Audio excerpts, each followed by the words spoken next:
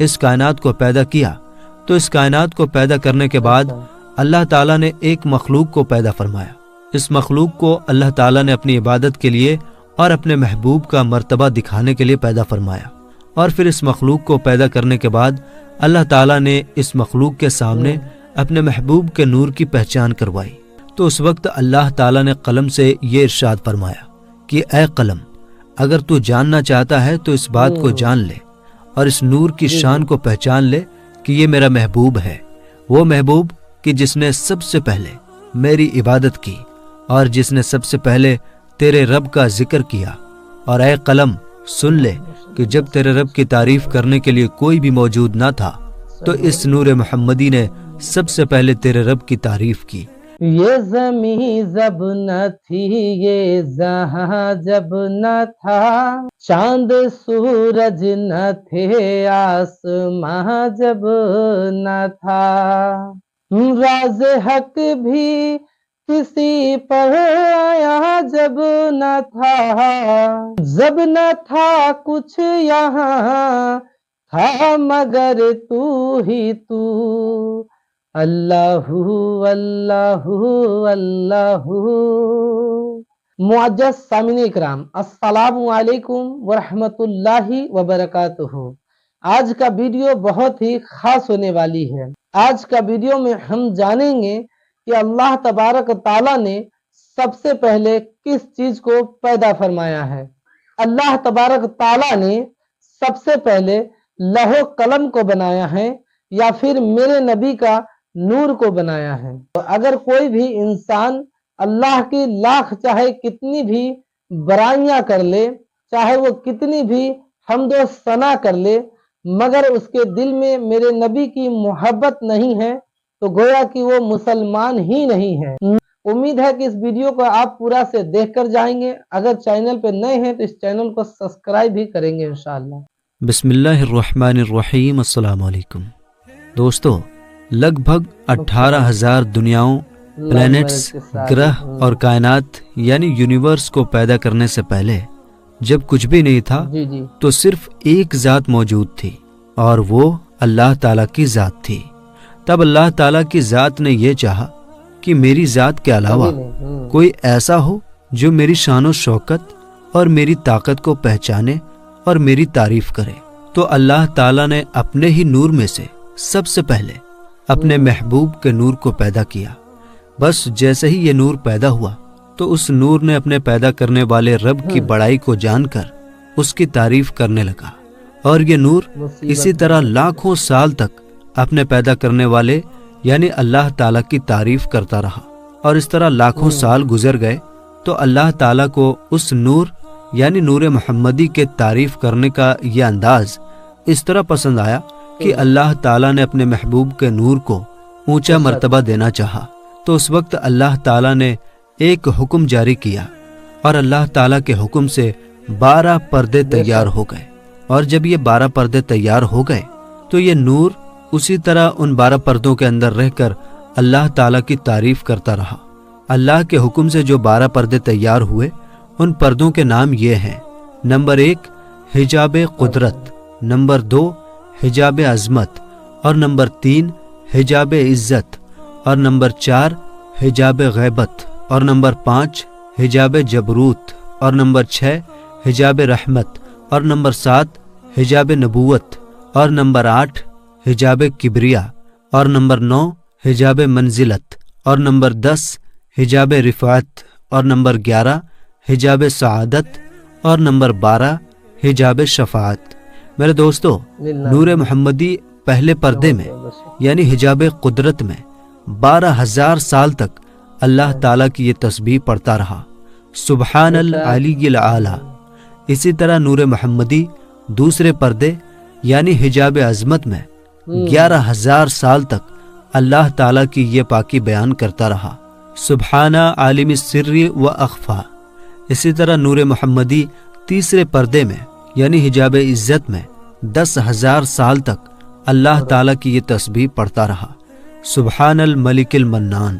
اسی طرح چوتھے پردے یعنی حجاب غیبت میں نور محمدی 9,000 سال تک اللہ تعالیٰ کی یہ پاکی بیان کرتا رہا، سبحان اللہ و بحمدہ سبحان اللہ عظیم، اور 5ویں پردے یعنی حجاب جبروت میں نور محمدی 8000 سال تک اللہ تعالیٰ کی تسبیح پڑھتا رہا، سبحان الکریم الاکرم۔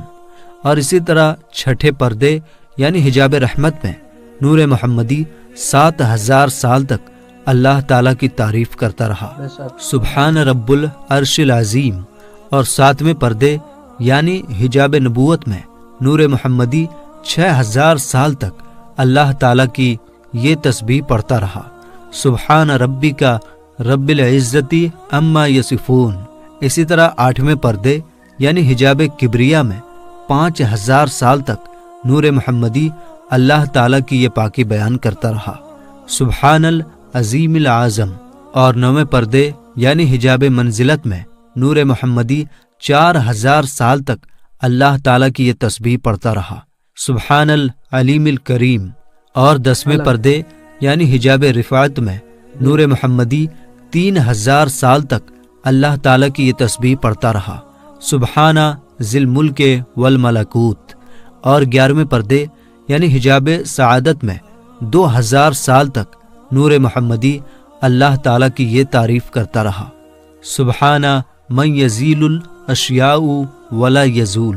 اور 12ویں پردے یعنی حجاب شفاعت میں 1000 سال تک نور محمدی اللہ تعالیٰ کی یہ پاکی بیان کرتا رہا، سبحان ربی العظیم و بحمدہ۔ دوستو، اسی طرح یہ نور ان 12 پردوں کے اندر اپنے رب کی تسبیح بیان کر کے اپنے رب کی بڑائی بیان کرتا رہا، اور اسی طرح یہ نور لگاتار ان 12 پردوں کے اندر ہزاروں سال تک اپنے رب کی تعریف بیان کرتا رہا اور اس کی پاکی بیان کرتا رہا۔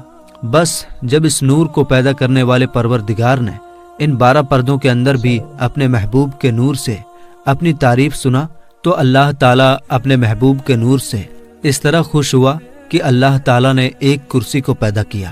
اسی طرح اللہ تعالیٰ نے اپنے حکم سے کرسی کے بعد لوح یعنی تختی اور تختی کے بعد قلم کو پیدا کیا، اور اس کے بعد اللہ تعالیٰ نے قلم کو یہ حکم دیا کہ اے قلم اپنے پروردگار کے نام سے لکھنا شروع کر۔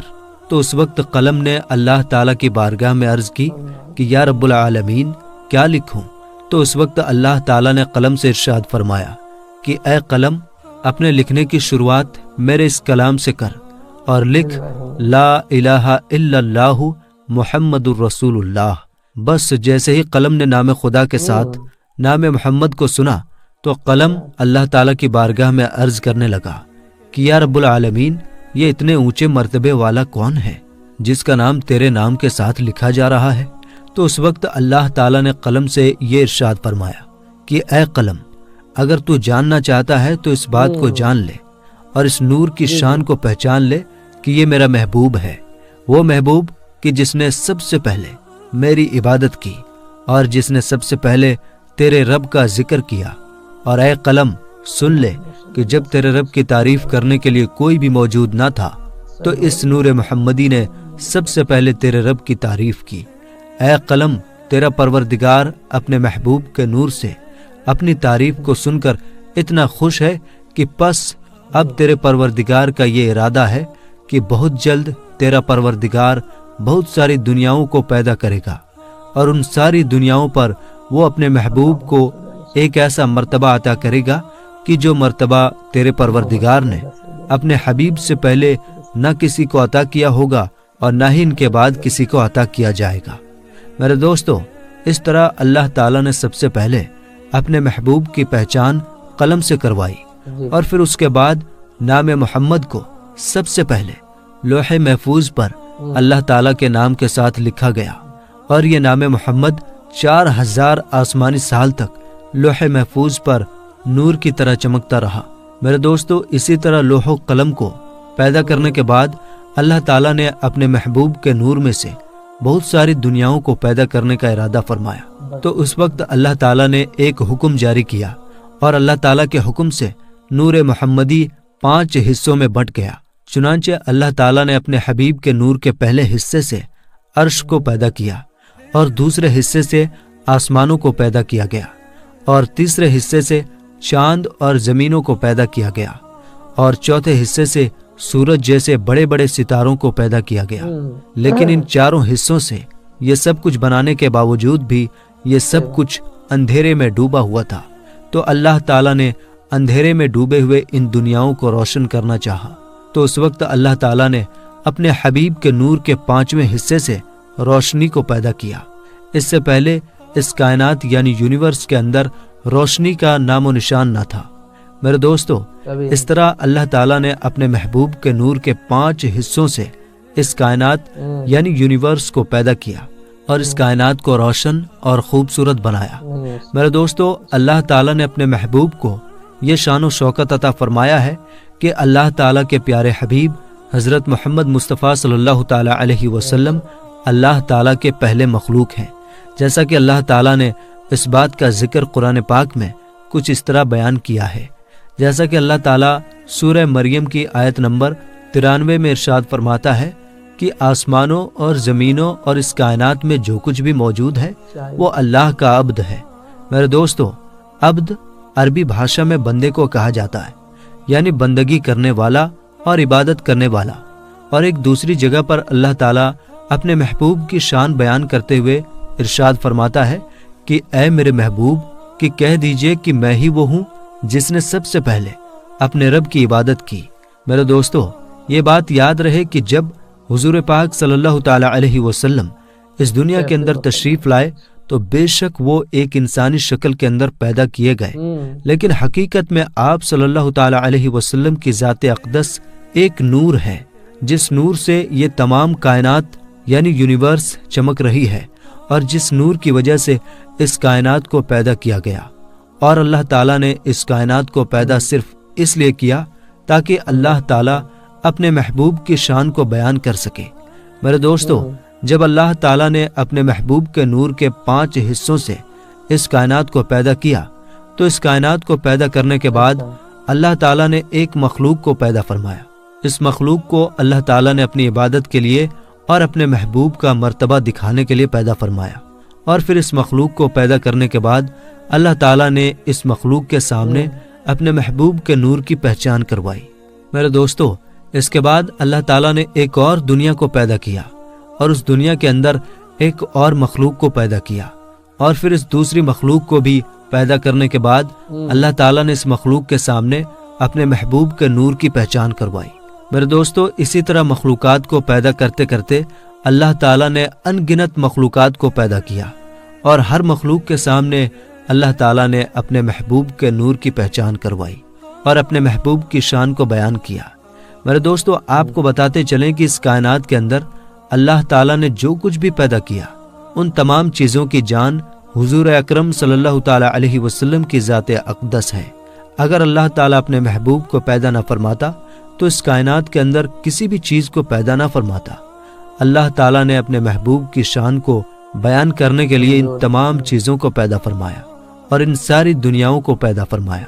जैसा कि एक शायर ने बड़े ही खूबसूरत अंदाज में हुजूर पाक सल्लल्लाहु ताला अलैहि वसल्लम की शान को इस तरह बयान किया है कि वो जो न थे तो कुछ न था और वो जो ना हो तो कुछ ना हो। जान है वो जहान की, जान है तो जहान है। अल्लाह ताला से दुआ है कि अल्लाह ताला अपने प्यारे हबीब हज़रत मोहम्मद मुस्तफ़ा सल्लल्लाहु ताला अलैहि वसल्लम की ज़ात अक़दस पर अपना सब कुछ कुर्बान करने की तौफीक अता फरमाए और उनकी मोहब्बत के अंदर जीना मरना नसीब फरमाए। आमीन या रब्बुल आलमीन। मेरे दोस्तों, वीडियो आपको समझ में आई या नहीं कमेंट बॉक्स में ज़रूर बताइएगा ताकि हम आने वाली वीडियो को और आसान बना सकें। मिलेंगे इंशाअल्लाह ताला अगली वीडियो में। अस्सलाम वालेकुम, अल्लाह हाफिज़।